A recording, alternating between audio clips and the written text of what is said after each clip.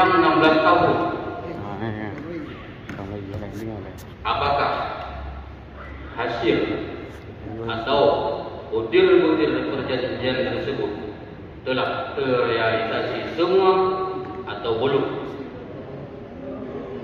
Belum. Kenapa ini perlu kami tanyakan di sini?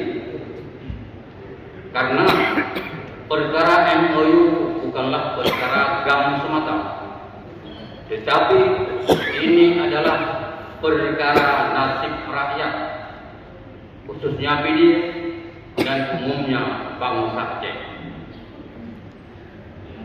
Oleh karena itu, eksekutif dan legislatif harus bahu-membahu, mampu bekerja sama untuk menuntut segala kekurangan isi MOU yang telah disepakati, dan jangan ada lagi pemisahan antara klaim partai nasional dan partai lokal.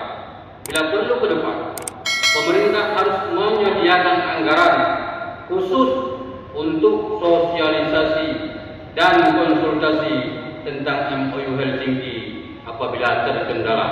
Tentunya konsultasi kepada orang-orang yang lebih berkompeten dan orang-orang yang lebih pintar. Cakap aku karena urung tayo yang di Aceh. Sepintar-pintar orang kita di Aceh, cuman sampai sebatas Banda Aceh. Terus Banda Aceh boleh dia boleh kabupaten buh di provinsi, pandainya orang Aceh cuma Belamita. Papua. Sejauh ini penyediaan lahan yang telah dijanjikan kepada mantan kombatan serta tapol-napol dan masyarakat imbas konflik, apakah sudah terrealisasi semua atau belum, atau memang sudah ditiadakan?